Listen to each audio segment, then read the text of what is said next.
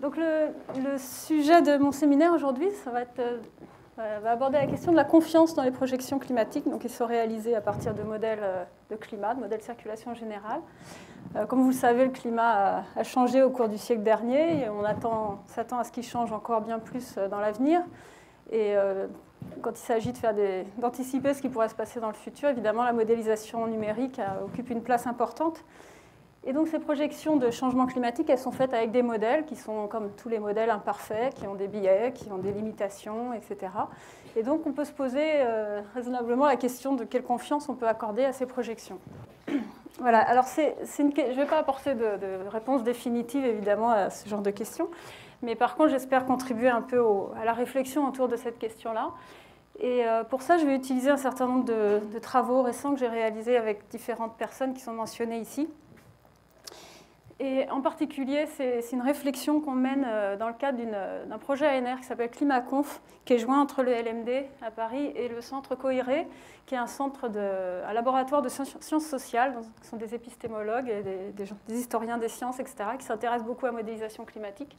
Et ensemble, on essaie de réfléchir à quelles sont les bases de notre confiance ou non dans les projections climatiques. Donc ça fait maintenant plusieurs décennies qu'on fait des projections de changement climatique, en tout cas qu'on étudie le changement climatique avec des modèles de circulation générale.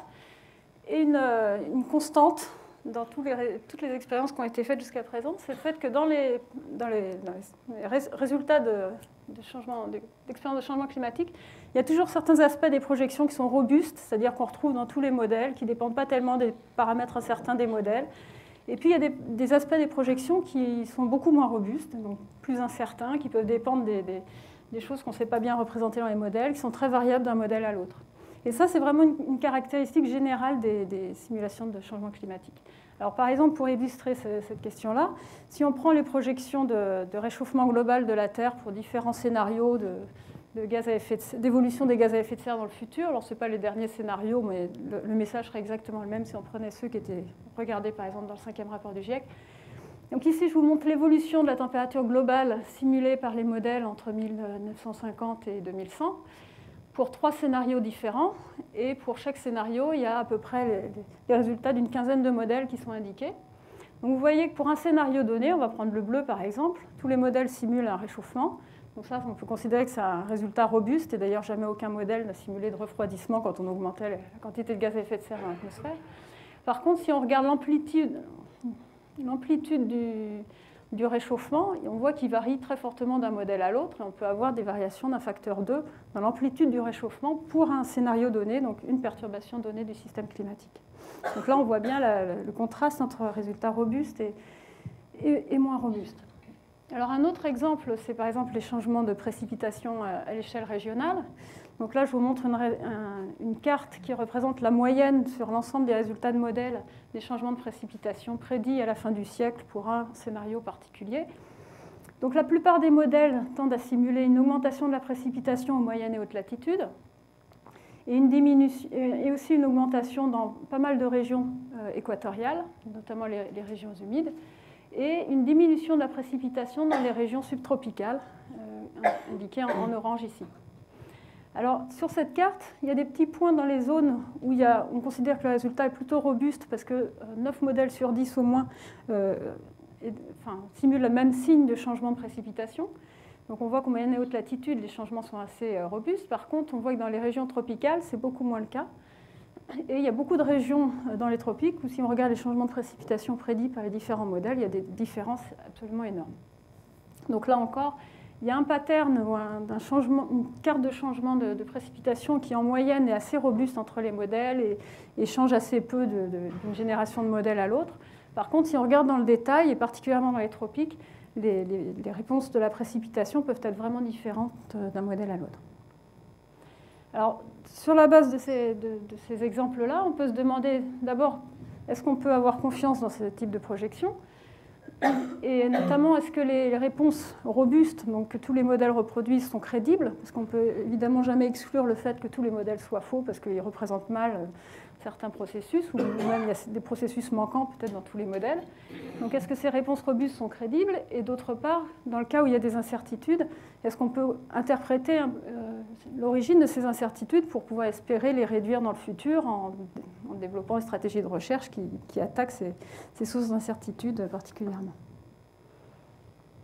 Alors, dans l'histoire, la façon dont on a essayé de gagner en confiance dans les résultats de modélisation numérique, ça a été traditionnellement d'améliorer les bases physiques des modèles, c'est-à-dire de rendre les modèles les plus physiques possibles en essayant d'enlever le plus possible les parties des modèles qui sont plutôt ad hoc, ou peu justifiées physiquement, les remplacer le plus possible par des représentations physiques, et puis d'évaluer ces modèles le plus possible par rapport aux observations pour s'assurer que le modèle simule un comportement réaliste. Donc la façon dont c'est fait traditionnellement, c'est qu'on développe la représentation physique des modèles, par exemple, ce qu'on appelle des paramétrisations dans les modèles de circulation générale, donc la représentation des nuages, la turbulence, la convection, etc., en se guidant de simulations de modèles de processus, donc très fins, c'est des modèles qui ont des résolutions de type de 100 mètres, par exemple. Donc à partir de la comparaison de ces modèles de très fine échelle, on développe des paramétrisations qu'ensuite on inclut dans des versions unicolonnes ou 3D des modèles de circulation générale.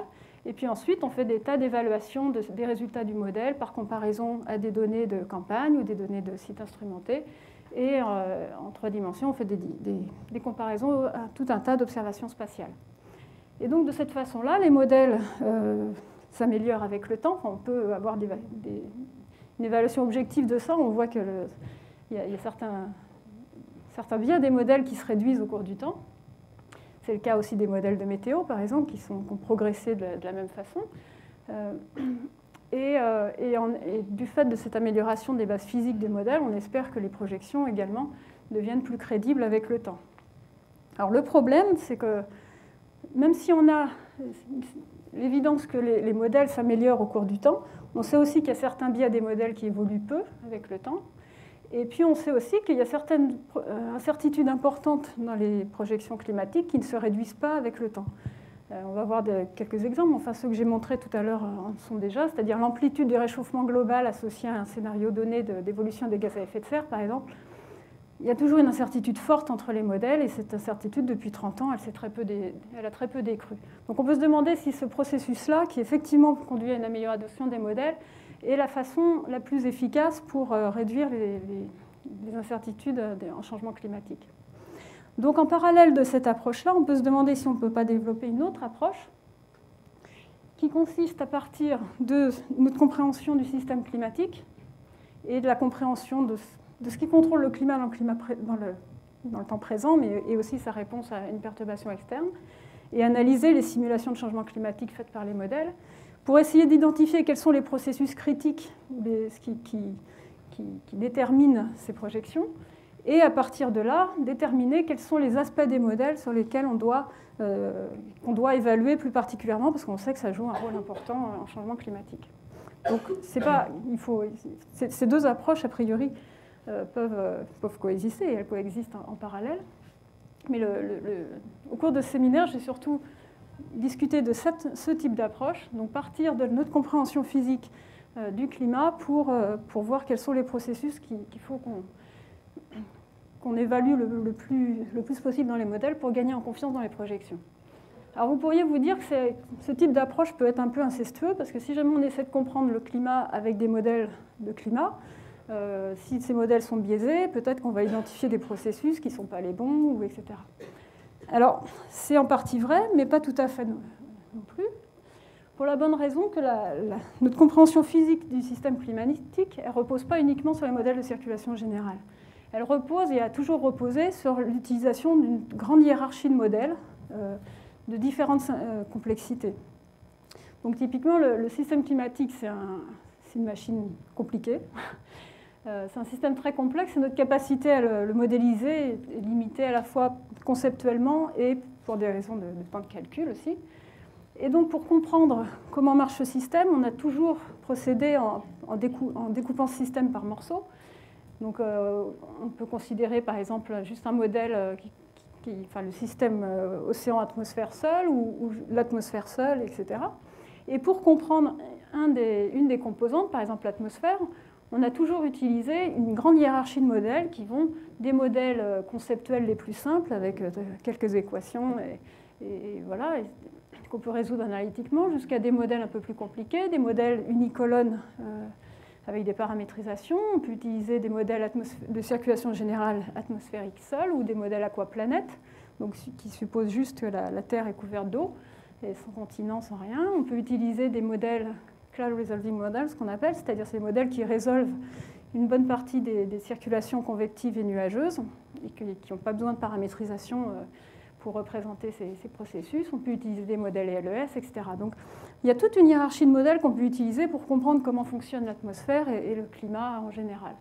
Et notre capacité notre confiance dans les résultats de modélisation numérique repose essentiellement sur notre capacité à identifier des comportements qui sont robustes au travers de ce spectre de modèles. C'est-à-dire qu'on retrouve au travers de ces différents modèles et de relier ces comportements à la fois aux principes physiques de base et, quand c'est possible, aux observations. Donc, c'est un des messages principaux que je voudrais essayer de faire passer ici. C'est, en tout cas, notre compréhension des systèmes climatiques, ça ne repose pas seulement sur les modèles de climat, loin de là.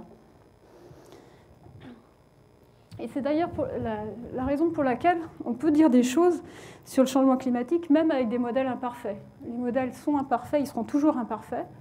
Et pour autant, notre appréciation du changement climatique ne ressemble pas vraiment à un château de cartes où en fait une incertitude ou un élément manquant dans notre compréhension suffirait à détruire tout l'édifice et nous empêcherait de dire quoi que ce soit sur le changement climatique.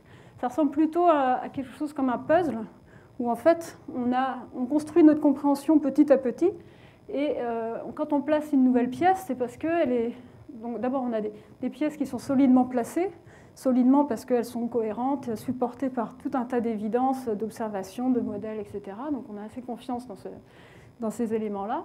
Et quand on apporte une nouvelle pièce, c'est parce qu'elle est étayée par tout un tas d'évidences aussi. Et donc, ce que je voudrais montrer maintenant, c'est que notre compréhension du changement climatique, elle repose essentiellement sur ce type d'approche, c'est-à-dire sur notre compréhension physique du climat. Alors, une bonne illustration de la puissance de la compréhension physique du climat pour dire quelque chose sur le changement climatique, c'est le rapport de Charney. Donc, je ne sais pas combien de personnes ici ont eu l'occasion de le lire, mais si vous ne l'avez jamais lu et que vous travaillez sur le climat, c'est vraiment une expérience très intéressante à faire, c'est de relire ce rapport qu'on peut trouver sur Internet. Donc en 1979, donc il y a plus de 30 ans, l'Académie des sciences américaines a demandé à un petit groupe de scientifiques, coordonné par Jules Charney, de faire le premier état des connaissances sur l'impact du CO2 sur le climat. Et à l'époque, la question, c'était essentiellement de savoir si doubler la quantité de CO2 dans l'atmosphère, par exemple, ça avait un impact négligeable ou pas sur le climat. C'était essentiellement les termes de la question. Et donc ce petit groupe de scientifiques a fait l'état des connaissances. Et alors, c'est un peu l'ancêtre des rapports IPCC, le rapport du GIEC, si vous voulez.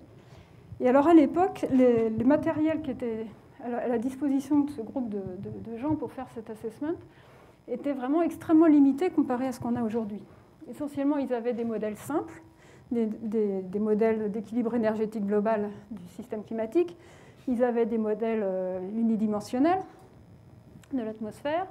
Ils avaient quelques modèles de circulation générale, mais très peu. Il y en avait 2 ou 3. Donc, essentiellement, le modèle de Manabe au GFDL, le modèle de Jimonson au GIS et le modèle de John Mitchell au Met Office, qui étaient des modèles qui n'étaient pas forcément globaux. Le modèle GFDL, à l'époque, était juste hémisphérique. Et puis, ils avaient une résolution spatiale extrêmement basse comparée au modèle d'aujourd'hui. Une maille de modèle, c'était à peu près 8 ou 10 degrés, donc 1000 km. Donc, c'était vraiment des modèles très, très grossiers comparés à ce qu'on utilise aujourd'hui. La représentation des processus aussi dans ces modèles était très grossière comparée à ce qu'on utilise aujourd'hui. Et puis, enfin, il y avait très peu ou quasiment pas d'observation globale de la Terre à l'époque, puisque c'est le début de l'ère des satellites. Et donc, malgré ça, ce rapport est extrêmement impressionnant parce que la plupart de ses conclusions restent valides 30 ans après. Et par exemple, donc, ce rapport fait des ordres de grandeur de la période à partir duquel on pourrait doubler le CO2 dans l'atmosphère et qui sont des ordres de grandeur qui sont relativement corrects. Les estimations du forçage radiatif du CO2 qui restent assez correctes. Des évaluations de la répartition géographique du réchauffement attendu dans le cas d'une augmentation du CO2, avec un réchauffement plus fort dans les régions polaires qu'aux régions équatoriales, ou plus fort sur les continents que sur les océans, qui sont toujours correctes. Ils font même des estimations quantitatives des mécanismes de rétroaction, on va reparler de ça un petit peu plus tard, liés au changement de vapeur d'eau, de glace de mer ou de profil vertical dans l'atmosphère, en changement climatique, qui sont très proches de celles qu'on fait aujourd'hui. Et enfin, et c'est sans doute pour cette raison que ce rapport est devenu célèbre, ils ont essayé d'estimer ce qu'on appelle la sensibilité climatique, c'est-à-dire c'est le réchauffement de la Terre à l'équilibre associé à un doublement du gaz carbonique, en supposant que le système climatique est énergétiquement équilibré, donc à l'équilibre. Et ils estiment cette sensibilité climatique avec une valeur la plus probable de l'ordre de 3 degrés, mais avec une incertitude qu'ils évaluent avec une fourchette allant de 1,5 à 4,5 degrés. Et si vous regardez le 5e rapport du GIEC, c'est exactement la même fourchette de sensibilité climatique qui est donnée aujourd'hui. Et ce rapport était également extrêmement clairvoyant dans son estimation, son appréciation des incertitudes principales des projections, qui étaient en premier lieu la réponse des nuages au réchauffement global. Et c'est d'ailleurs essentiellement la raison pour laquelle ils ont mis cette marge d'incertitude autour de cette valeur de 3 degrés. Et aussi, ils ont souligné l'incertitude liée au rôle de l'océan dans les échanges, dans le stockage de chaleur et de carbone, et les incertitudes associées aux changements régionaux de précipitation. Donc c'est vraiment un rapport qui vaut la peine d'être lu aujourd'hui, parce que c'est une bonne expérience. Et alors la raison pour laquelle les conclusions de ce rapport restent valides aujourd'hui, ce n'est pas par accident ni par chance, mais ça reflète simplement la puissance de l'approche qu'ils ont utilisée pour arriver à ces conclusions-là, où ils sont vraiment basés sur l'utilisation d'un ensemble de modèles, des plus simples aux plus compliqués. Ils ont essayé de comprendre les résultats en termes physiques, et c'est sur cette base qu'ils ont estimé si les résultats GCM, enfin des modèles de climat, étaient crédibles ou pas. Alors on peut imaginer que cette approche reste tout à fait valide aujourd'hui et qu'on devrait s'en inspirer davantage pour estimer notre confiance dans les changements climatiques. Donc, comment est-ce qu'en pratique on peut pratiquer cette philosophie? Alors c'est ce que je vais essayer de développer maintenant. C'est-à-dire comment déterminer quels aspects des changements climatiques sont robustes et crédibles, et d'où viennent les incertitudes et quelles sont les implications vis-à-vis des efforts de recherche à venir. Et je vais illustrer ça sur ces deux aspects-là, d'une part la sensibilité climatique et la question des changements régionaux de précipitation, particulièrement dans les tropiques.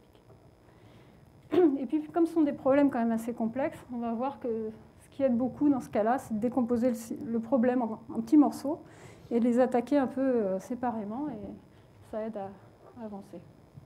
Alors, comment est-ce que le CO2 affecte le système climatique?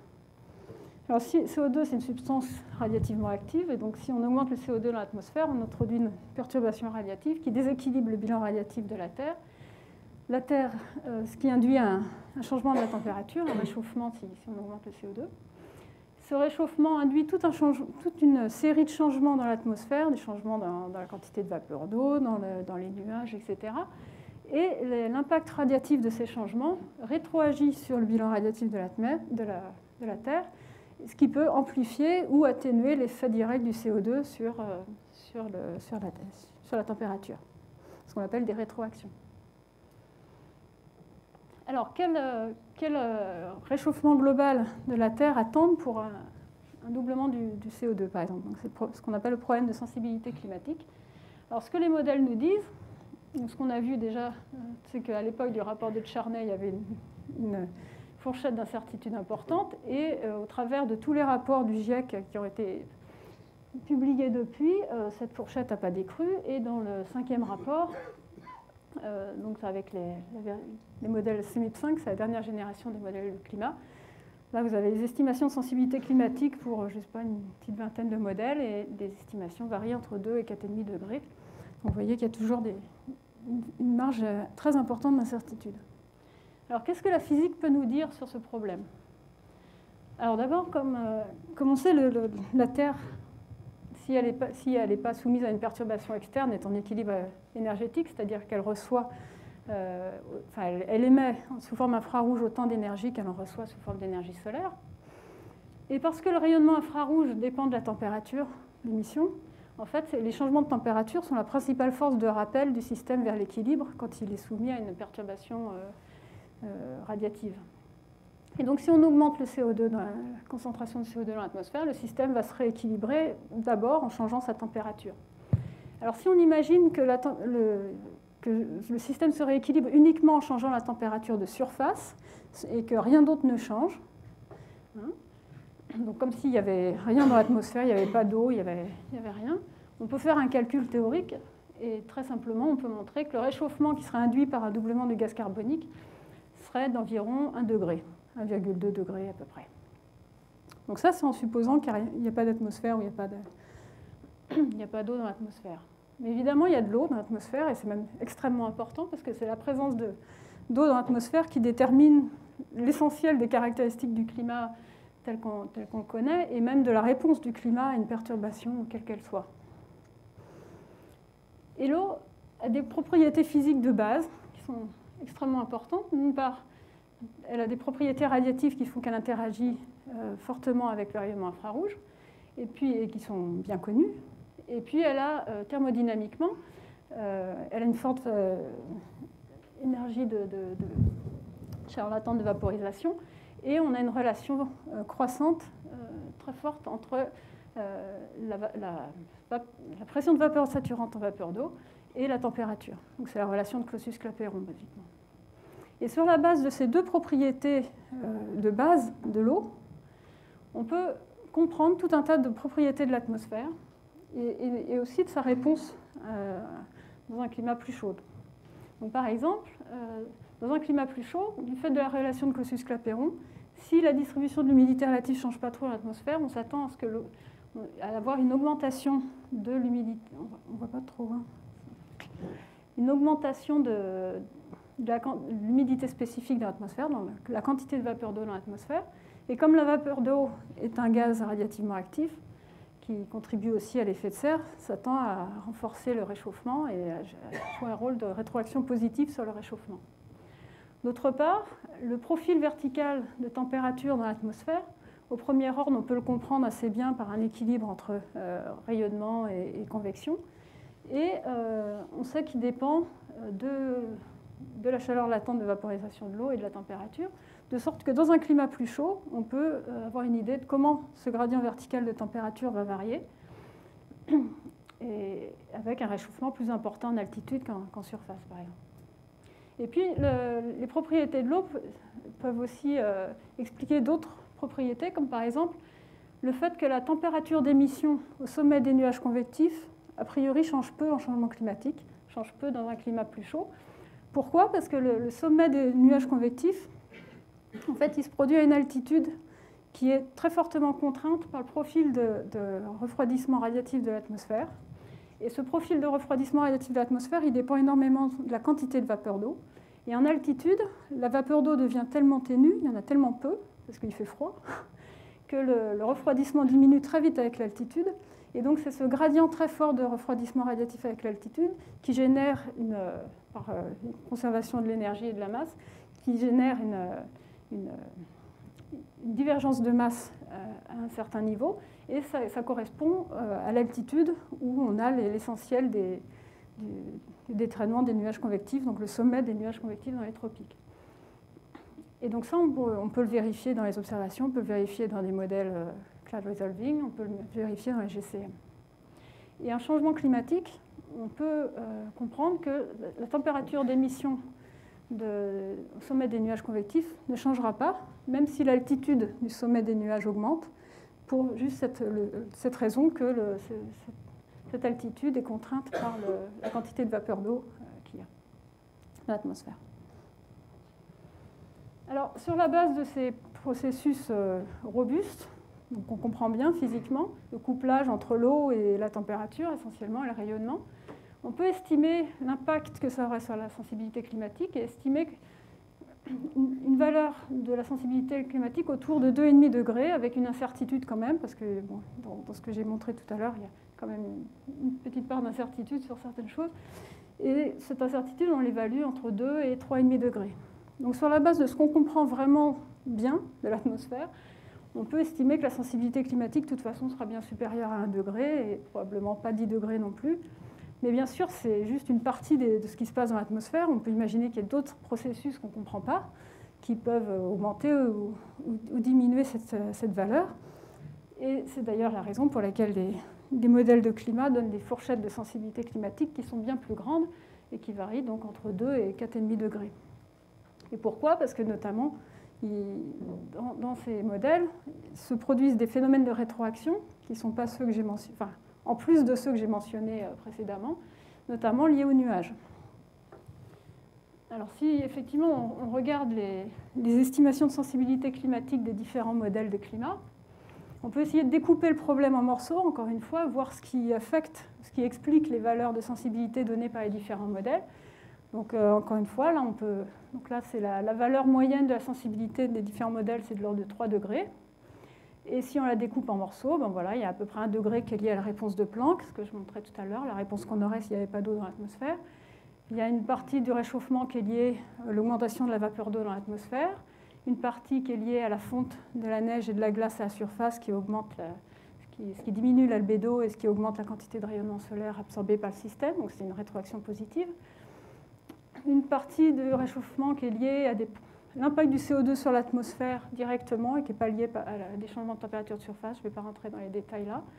Et puis une partie du réchauffement qui est liée à la réponse des nuages au réchauffement.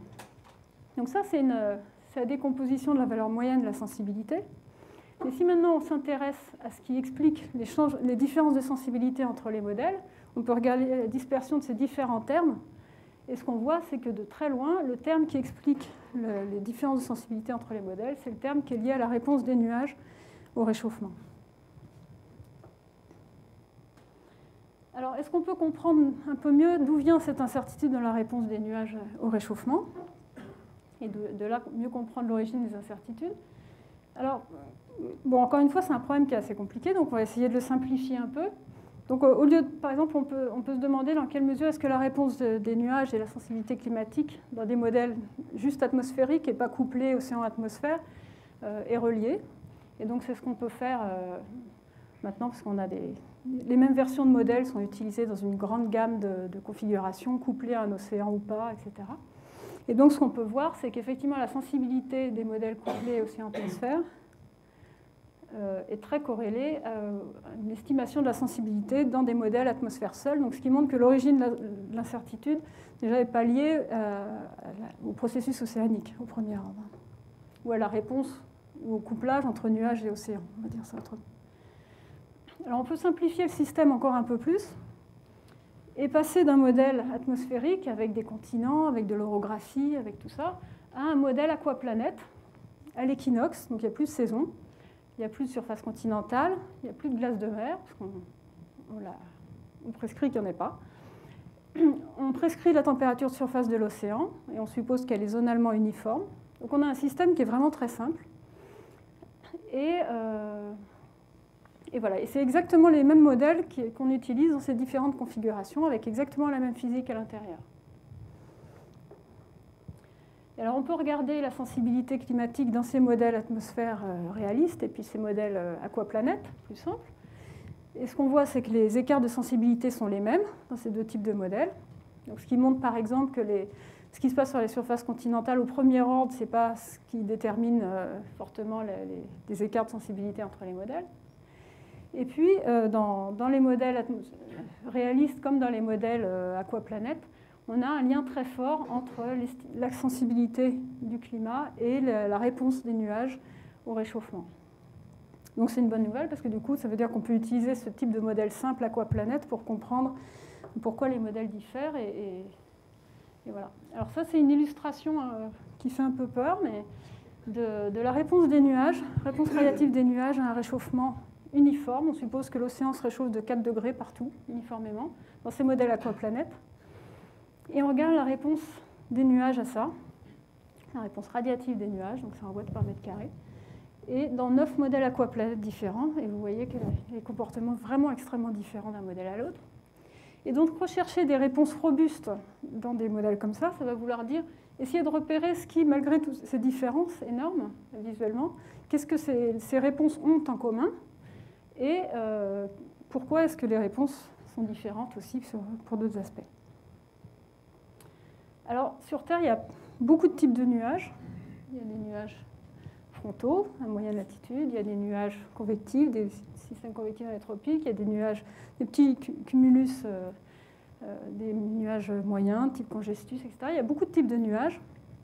Et on peut se demander d'où vient l'incertitude dans la réponse des nuages au changement climatique. Et alors, il y a eu beaucoup d'études là-dessus, faites depuis quelques années. Et en fait, on s'est rendu compte que l'incertitude sur la réponse des nuages au changement climatique, elle venait essentiellement d'un type de nuages, qui sont les nuages de petits cumulus, qui sont des nuages qu'on trouve à peu près partout sur l'océan, en tout cas sur une très grande fraction de l'océan, à la fois dans les tropiques, il y en a vraiment partout, mais même aux moyennes latitudes.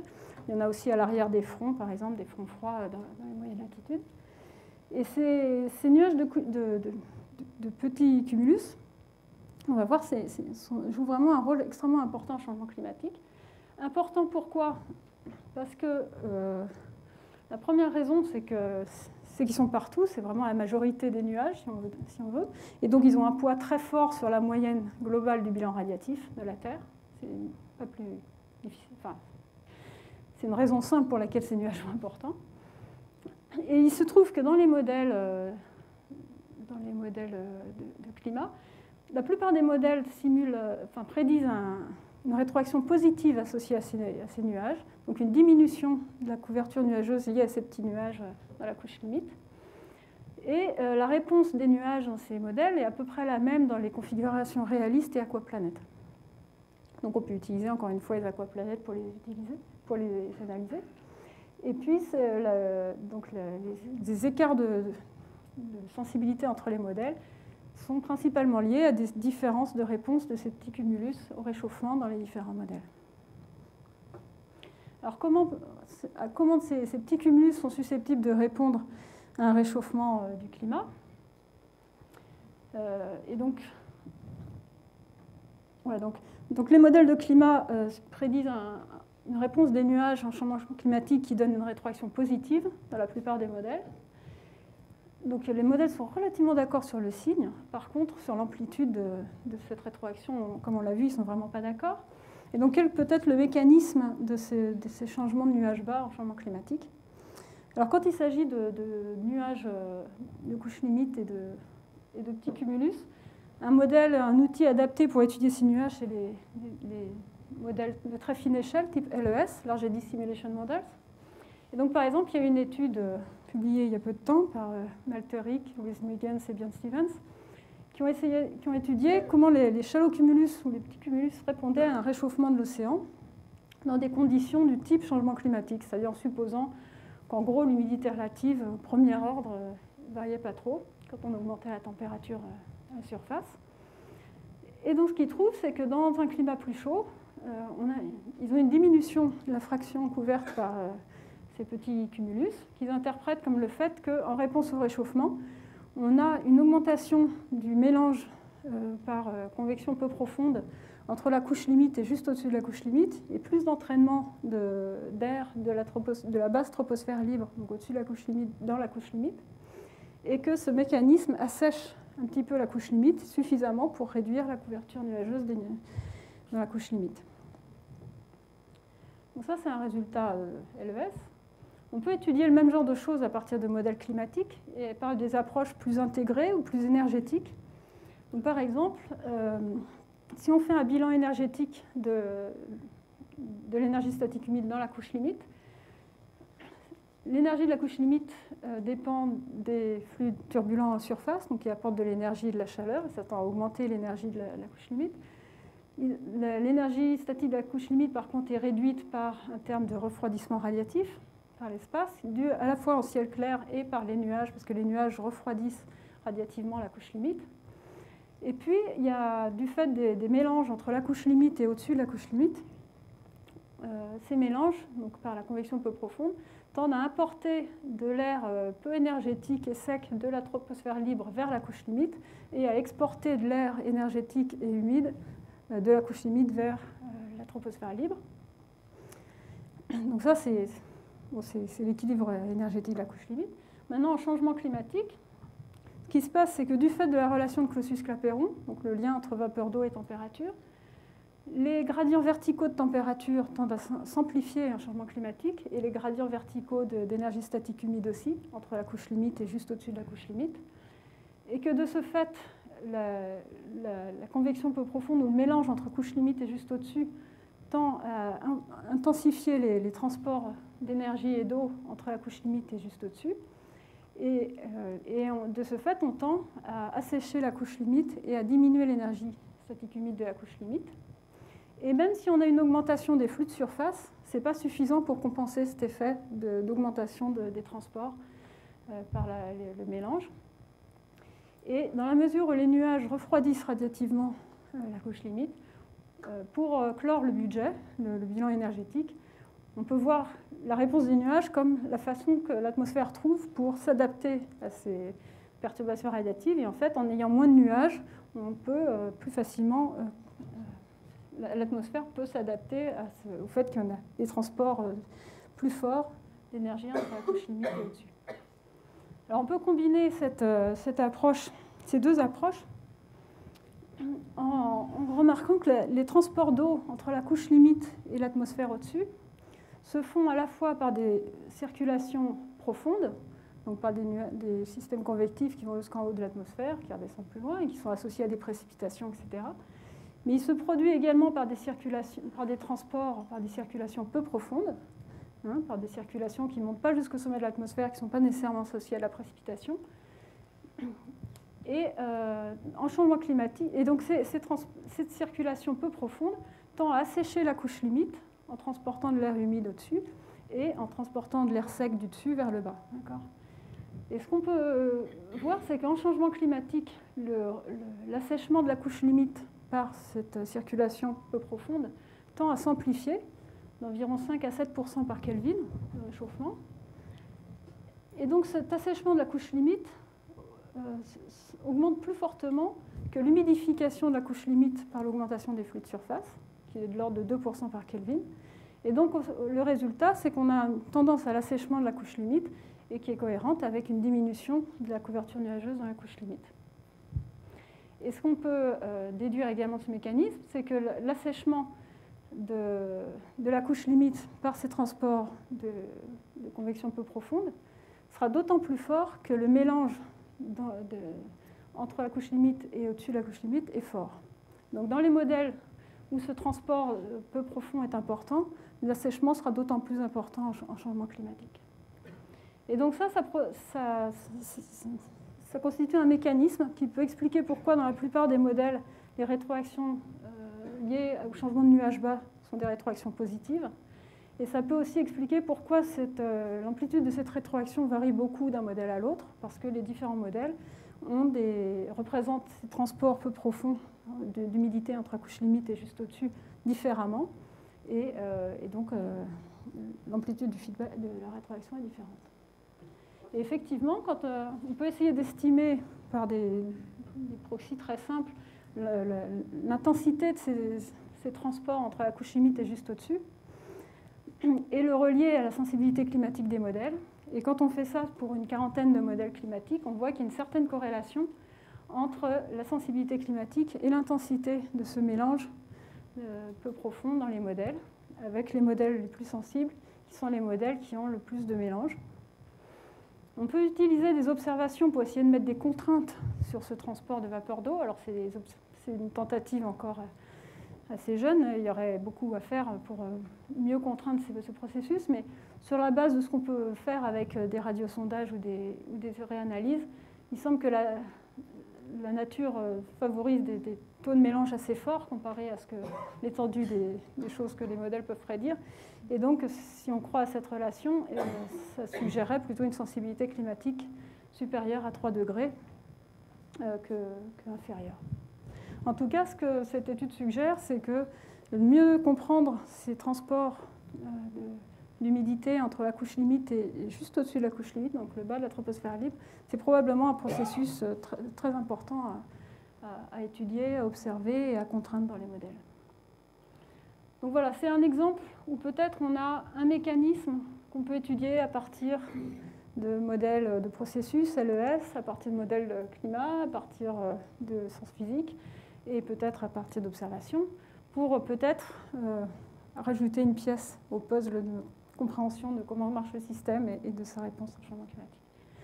Alors rapidement, je vais aborder l'autre question des changements de précipitation à l'échelle régionale dans les tropiques. Donc vous vous rappelez de cette carte que j'ai montrée au début, qui montre le pattern général des changements de précipitation prédits par les modèles en changement climatique, avec des zones avec plus de précipitations en moyenne et haute latitude et dans les zones équatoriales et moins dans les zones subtropicales. Et ça, c'est un pattern vraiment robuste. Enfin, au premier ordre, on retrouve ça toutes les générations de modèles. Mais comme je disais tout à l'heure, dans les tropiques, il y a aussi beaucoup de zones où en fait, il y a des grandes différences d'un modèle à l'autre. Et donc, comment est-ce qu'on peut interpréter à la fois la robustesse du pattern général et les incertitudes à l'échelle plus régionale? Et encore une fois, on peut se demander comment est-ce qu'on peut essayer de découper le problème en morceaux. Alors pour ça, on peut utiliser le bilan d'eau intégré verticalement pour comprendre ce qui contrôle la précipitation à l'échelle régionale. Donc, si on écrit la conservation de l'eau, on arrive au résultat que la précipitation est influencée par le flux d'évaporation à la surface, par la circulation de grande échelle, donc par les mouvements verticaux qu'on représente par la vitesse verticale oméga ici, multiplié par le gradient vertical de vapeur d'eau dans l'atmosphère, plus un terme d'advection horizontale. Donc, en fait, ce que montre cette équation, c'est que la précipitation dépend fortement de la circulation de grande échelle, puisque dans les zones où on est dans les branches ascendantes de la circulation, on va avoir une convergence d'humidité, convergence de masse, qui va avoir tendance à augmenter la précipitation, et dans les zones où la circulation est subsidante, on va avoir au contraire une divergence d'humidité et qui va contribuer à produire des faibles précipitations. Et effectivement, si on regarde la précipitation en fonction de la vitesse verticale à grande échelle dans l'atmosphère, on a une relation très forte entre les deux, avec des précipitations faibles dans les zones où l'air descend, et puis dans les zones où l'air est ascendant, ou dans les branches ascendantes de la circulation, on a une augmentation très forte de la précipitation avec l'intensité de la vitesse verticale. Alors maintenant, au changement climatique, qu'est-ce qui peut faire varier la précipitation à l'échelle régionale? Les changements de précipitation, une vitesse verticale, au premier lieu, vont pouvoir induire des changements importants de précipitation, puisqu'on voit bien que c'est un terme extrêmement important dans le bilan d'eau. On peut aussi imaginer que pour une circulation donnée, si on a plus de vapeur d'eau dans l'atmosphère, on va augmenter le terme dQdP, voilà haut, et donc la même circulation va transporter davantage de vapeur d'eau. Et donc on peut varier de cette façon-là, on peut augmenter la précipitation si on est dans une atmosphère plus humide, même à circulation donnée. Et puis les changements d'évaporation, si on a plus d'évaporation en surface aussi, ça va pouvoir augmenter la précipitation, tout ça pour une circulation donnée. Alors en réalité, on a les deux types d'effets qui se superposent, puisqu'on a à la fois des changements thermodynamiques, donc changement d'évaporation, de quantité de vapeur d'eau, et puis des changements dynamiques liés au changement de circulation dans l'atmosphère. Et donc on peut essayer de décomposer les changements de précipitation en deux composantes comme ça. Une composante qui est liée au changement plutôt thermodynamique, changement d'évaporation et de quantité de vapeur d'eau dans l'atmosphère en lien avec le changement de température, et une composante qui est plus liée au changement de circulation générale de l'atmosphère. Alors on peut se demander par exemple comment changerait la précipitation en réponse à un réchauffement global du climat s'il n'y avait pas de changement de circulation. Donc on regarde juste la composante thermodynamique. Donc on peut regarder ça dans les modèles de climat. Donc ça, c'est des résultats qui sont des moyennes sur je sais pas, 15 ou 18 modèles de climat différents. Et on présente la variation de la précipitation avec la température de surface, donc la sensibilité de la précipitation au réchauffement, en fonction de la vitesse verticale de grande échelle, donc du type de circulation dans laquelle on se trouve. Donc ce qu'on voit, c'est que dans les zones où la vitesse est ascendante, donc dans les zones, les branches ascendantes de la circulation de grande échelle, les modèles prédisent tous une augmentation de la précipitation avec la température. Et dans les zones où la circulation est subsidente, les modèles tendent à simuler plutôt une diminution de la précipitation. Alors en valeur absolue, ça donne des valeurs très faibles, mais en valeur relative, ce serait beaucoup plus important.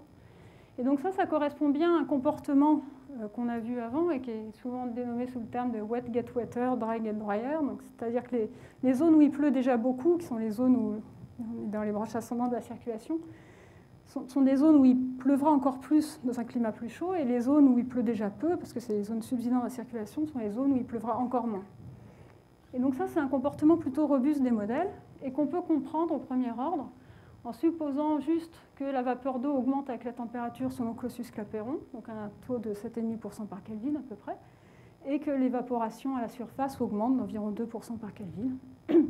Et si on fait cette hypothèse, on obtient la courbe pointillée ici, qui montre que dans les zones convectives, au moins dans les branches ascendantes de la circulation, ça explique plutôt bien le comportement de cette composante des changements de précipitation avec la température.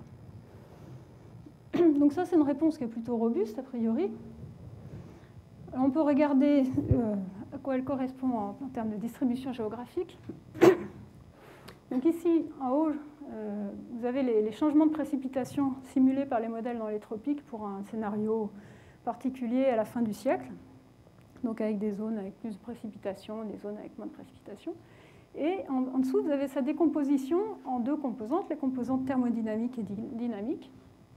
Et vous voyez que la composante thermodynamique, elle correspond assez bien à ce... Excusez-moi. Elle correspond assez bien à ce comportement qu'on a vu tout à l'heure, des wet get wetter, dry get drier, avec plus de précipitations dans les zones ascendantes de la circulation, donc sur la Whirlpool, sur l'océan Indien, sur les zones de mousson, etc., les zones de convergence, sur l'ITCZ, et moins de précipitations dans les zones subtropicales, qui sont déjà des zones sèches. Et ce qu'on peut voir, c'est que l'amplitude de ce pattern est directement liée à l'amplitude du réchauffement global, et ça, encore une fois, c'est très cohérent avec le fait que c'est une réponse qui est principalement pilotée par la température, par Clausius-Clapeyron, donc qui scale avec l'amplitude du changement de température. Par contre, l'autre composante dynamique, vous voyez qu'elle est aussi très importante, hein, mais elle n'a pas du tout la même tête, pas du tout le même pattern. Et donc, si on veut comprendre ce qui se passe à l'échelle régionale, il faut aussi comprendre comment varie la circulation en changement climatique. Alors, on peut regarder l'écart intermodèle des changements de précipitation au total, et pour chacune de ces composantes. Vous voyez qu'il y a beaucoup de zones dans les tropiques où cette dispersion intermodèle est très forte. Et cette dispersion provient principalement de la composante dynamique, ce qui n'est pas très étonnant, puisque la composante thermodynamique, on a vu, était relativement plus robuste physiquement. Et donc les modèles la reproduisent avec plutôt moins d'incertitude. Mais l'essentiel des dispersions proviennent de la réponse dynamique, donc de comment la circulation répond à un réchauffement, au changement climatique. Alors comment est-ce que la circulation tropicale, et dans les tropiques en particulier, atmosphérique, répond à une augmentation du CO2? Alors depuis longtemps, on sait que l'intensité de la circulation tropicale peut répondre à la température, à un changement de température, parce que dans un climat plus chaud, on change la stabilité statique de l'atmosphère, ça change l'intensité des subsidences, etc. Donc ça, c'est un mécanisme qui est discuté depuis longtemps dans la littérature. Ce qu'on a découvert il y a peu de temps, c'est que l'augmentation du CO2 pouvait aussi agir sur l'intensité de la circulation tropicale, même en l'absence de changement de température en surface. Donc c'est un effet direct du CO2, puisqu'il ne passe pas par les changements de température en surface. Et donc il contribue à ces changements, à cette composante dynamique de la précipitation. Et alors ce dont on s'est rendu compte, c'est que l'effet du CO2 sur la circulation était un effet extrêmement rapide, qui pouvait se faire en quelques jours. Et donc on peut l'étudier par tout un tas de modèles, et on peut l'étudier aussi avec des modèles de prévision du temps. Voilà.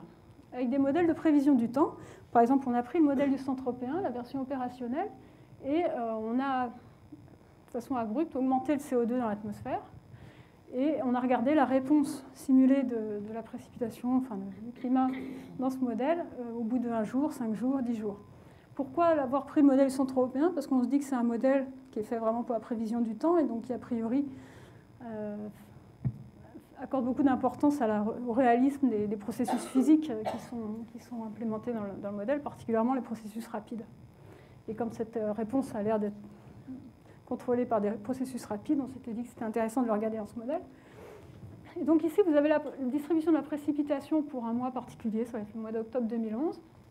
Et puis la réponse de la précipitation au bout de 1 jour, 5 jours, 10 jours, quand on augmente les CO2 dans l'atmosphère. Et vous voyez que très rapidement, on a une diminution de la précipitation sur l'océan, dans les zones convectives, dans les zones où il y avait beaucoup de précipitations, qui s'amplifie avec le temps. Et puis vous voyez aussi que on ne voit pas grand-chose, que le pointeur est presque mort, mais sur les continents, on a une réponse opposée, où on a plus de précipitations sur continent. Alors la réponse sur continent, on peut la comprendre par le fait que quand on augmente le CO2 dans l'atmosphère, on tend à réchauffer rapidement par effet radiatif la surface, et donc la surface étant plus chaude, on tend à générer plus de mouvements convectifs et à augmenter la précipitation. Par contre, sur océan, il n'y a pas de changement de température, donc c'est une réponse qui est vraiment purement atmosphérique, et qui est reproduite par un grand spectre de modèles. Donc on trouve dans les modèles de prévision du temps, mais aussi dans les modèles de climat atmosphérique, dans les modèles couplés, dans les modèles aquaplanètes, dans les modèles indés, dans les modèles qui utilisent superparamétrisation. Donc c'est des modèles qui n'utilisent pas de paramétrisation de nuages pour représenter le processus nuageux. Donc c'est un effet plutôt robuste et qu'on comprend physiquement pas mal. C'est en fait l'interaction entre l'effet radiatif du CO2. Donc quand on a plus de CO2, on va diminuer le refroidissement radiatif de l'atmosphère. Ça va générer un léger réchauffement de la troposphère en altitude. Et dans les zones de subsidence, ça va tendre à diminuer l'intensité des subsidences, parce qu'on augmente la stabilité statique et qu'on diminue le radiative cooling. Et dans les zones de convection, en fait, c'est la réponse de la convection à ce réchauffement en altitude qui va générer une diminution de l'intensité des ascendances de grande échelle. Alors, en plus de cet effet direct du CO2, il y a l'effet du réchauffement sur la circulation. Comme je disais, dans beaucoup de modèles, ça se traduit par un refroidissement, un affaiblissement de la circulation. Cela dit, ce n'est pas le cas dans tous les modèles, et on peut faire une expérience. Donc, de nouveau, on prend les modèles aquaplanètes, très simples, on prescrit un réchauffement de la surface de 4 degrés, et on regarde les changements de précipitation dans ces modèles. On voit encore qu'il y a des changements qui sont très différents d'un modèle à l'autre. Et cette réponse à la précipitation traduit essentiellement des différences dans la dynamique de grande échelle entre ces modèles. La réponse de la circulation à température est moins robuste dans ces modèles que la réponse au CO2.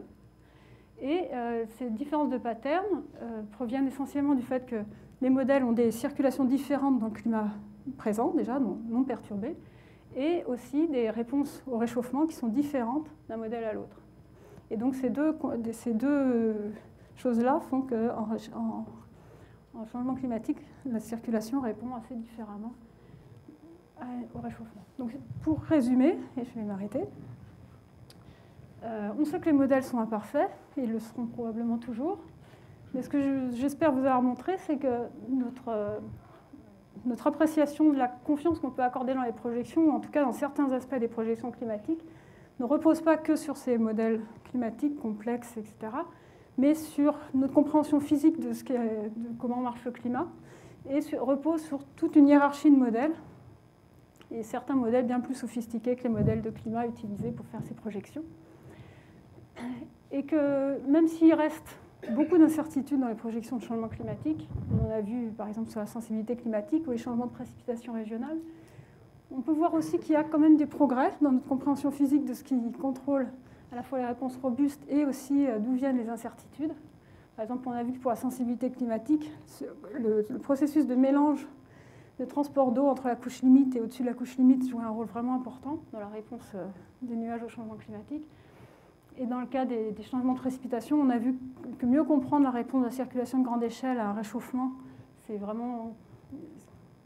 important si on veut arriver à savoir pourquoi les modèles donnent des réponses différentes et savoir comment mieux contraindre ces changements. Et donc on espère que ce genre d'études peut aider à promouvoir certains efforts de recherche sur certains problèmes particuliers et peut-être à long terme réduire certaines de ces incertitudes. Et c'est dans ce sens que le Programme mondial de recherche sur le climat a défini un certain nombre de grands challenges pour les décennies à venir. Il y en a 6. Il y en a un sur le changement du niveau de la mer, par exemple, sur les ressources en eau, etc. Il y en a un des 6 qui porte sur les nuages, la circulation et la sensibilité climatique. Et on espère que dans le cadre de cette chose-là, ça va aider à promouvoir les efforts de recherche sur ces thèmes-là. Merci.